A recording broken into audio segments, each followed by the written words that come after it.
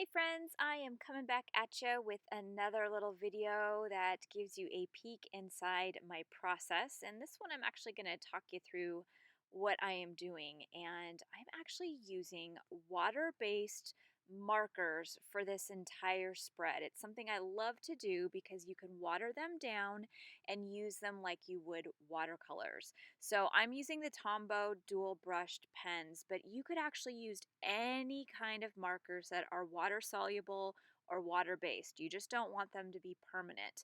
And after you do a bunch of scribbling or coloring on that page, you can add water to those areas of color to break them down and turn them into what looks and feels a lot like watercolors. And I really love this process because I love expressive color. I love scribbling. I love playing around with color and materials in fun, unexpected ways. And so I love the ability to scribble first and then dissolve all that color. And you're going to end up getting these really great results where some of your scribble strokes will show through the water, but you're also going to get that really beautiful watercolor effect happening. And these are my favorite ways to create these really expressive, colorful backgrounds with unique and unexpected tools and materials. So once this dries, you can then create over the top of it. And I thought it would be fun to show you guys how I continue to put those pens to use. So I really like challenging myself to use maybe just one or two supplies for an entire spread or an entire surface.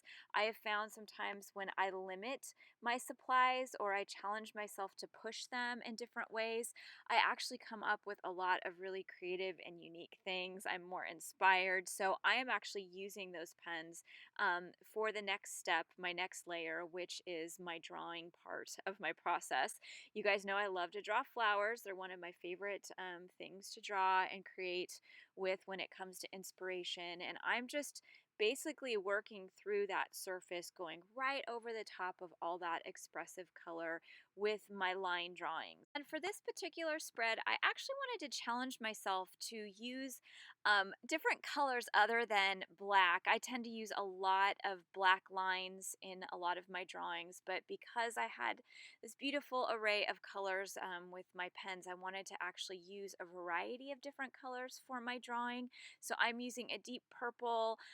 I just, again, like to challenge myself to kind of work outside of my comfort zone at times, to mess around with colors and tools and materials in ways that maybe make me a little bit uncomfortable. So instead of drawing with a black pen, getting that line work done, I am actually using a dark purple pen, just to mix it up for my brain a little bit through my process. But at this stage, I am basically just drawing over the top of all that color. And for my brain, I really enjoy having something other than just blank white space to create and draw over the top of.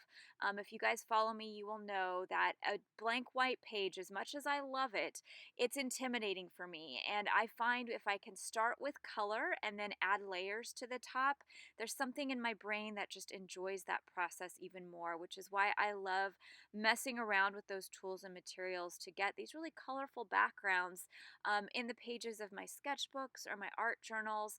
I oftentimes will prep those pages with tons of color, so then when I have more time to draw, I can go back in over the top of all that color and continue to add layers. And as much as I love line drawings, there is something in my brain that is always craving contrast and a lot of pop happening within my drawings and the different surfaces I create. So at this stage, I'm going to add even more color, which means I can use those markers once again to go back in and brighten things up here and there. Some of them are going to be brighter than others. Some areas I'm going to completely change that color, but there's just something in my brain that enjoys thinking about and putting to use contrast when it comes to color and lines and the way that I get my drawings to really come to life.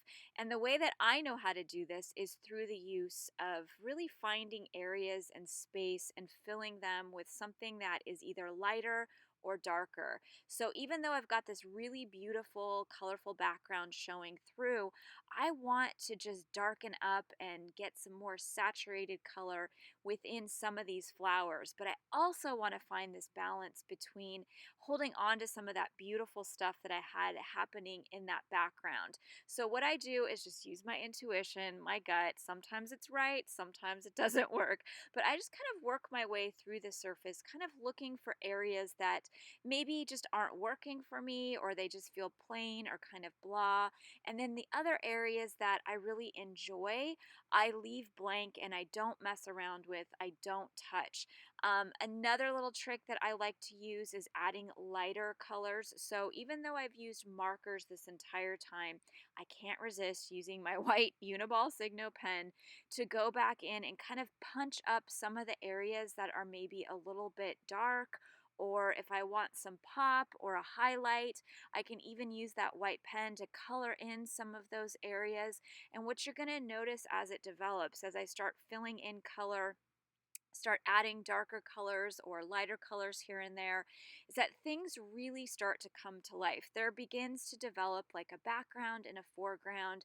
Your eye travels around throughout the light and dark colors, and it travels throughout that background of all that busy color happening. So my brain is always wanting to create a background and a foreground as I work through my drawings and the layers, and when I choose materials and supplies, I'm always thinking about that in the back of my head. How can I create contrast? How can I get things to really stand out or come off that background? Oftentimes, when you have busy, busy, colorful backgrounds, it's really easy for your drawings or anything that you add to the top layers for things to just get lost in all that messy color. And since I work so much in messy color over the years, I've really had to figure out and develop my own kind of go to ways that I can differentiate and set my backgrounds apart from all the stuff that I do over the top of those backgrounds. And that's actually what you guys are watching me work through in just this little surface is playing around with a lot of color, playing around with layers, and how I can set those layers apart, how I can create this push and pull between my background and my foreground, how I can create a lot of punch and pop and saturated dynamic color without everything just getting lost. And so my goal usually when I'm working with this much color and messing around with layers is I don't want to overwork things too much. I want to hang on to the things that I love and then maybe work over the top or add layers over the things that I'm just not that jazzed about. So I'm, again, usually making these decisions very quickly, very intuitively in the moment. And there is no right or wrong for this process. There are not rules.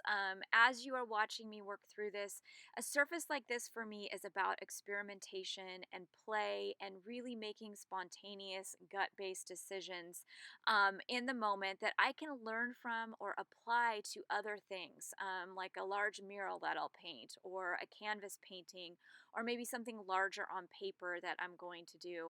This process for me is really about experimentation and learning things and messing around with different tools and materials that I might not normally use all of the time, and really pulling little lessons and ideas and inspiration from pushing myself in different ways.